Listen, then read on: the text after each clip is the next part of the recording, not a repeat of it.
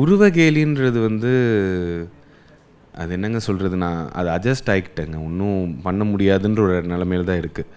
சரிங்களா? ஏன்னா அதுதான் இன்னைக்கு கோ டு ஹியூமர்.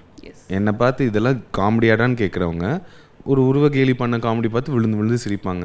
டே இந்த மண்டையா, அந்த மண்டையா, கரிச்சட்டி தலையா, இதெல்லாம் பார்த்து ரொம்ப நல்லா சிரிப்பாங்க. அண்ட் காமெடியில் பொலிட்டிக்கல் கரெக்ட்னஸ் எதிர்பார்க்கக்கூடாதுன்றதுல நானுமே கரெக்டாக தான் இருக்கேன். ஸோ ஒரு பாடி ஷேமிங் ஜோக்கே ரொம்ப நல்லா சொல்ல முடியும்னா maybe go for it. I won't go for it personally. ஏன்னா எனக்கு சின்ன வயசுலேருந்து ரொம்ப பேடாக அஃபெக்ட் ஆகிருக்கு. எனக்கு நிறையா காம்ப்ளெக்ஸ் கொடுத்துருக்கு. நிறைய என் லைஃப்பில் நான் பண்ண தப்பான டிசிஷன் காரணம் அந்த காம்ப்ளெக்ஸ் தான். So it's all very connected. அதனால் எனக்கு பிடிக்காது உருவகேலி. ஃப்ரெண்ட்ஸுக்குள்ளே இதுக்குள்ளே சொல்லிக்கிறாங்க அப்படின்னா ஓகே. பட் யாரையாச்சும் ஓவராக ஃபேட் ஷேமிங்கோ இல்லை எனி சார்ட் ஆஃப் ஃபீச்சர்ஸையோ ஃபிசிக்கல் அப்பியரன்ஸ் வச்சு ஷேம் பண்ணுறாங்கன்னா, if you are really concerned அப்பப்போ ஆர் யூ ஓகேன்றதையும் கேட்டுருங்க.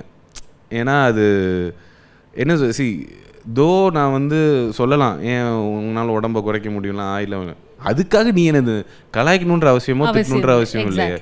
சம்மந்தமே இல்லாமல் இருக்குல்ல இது.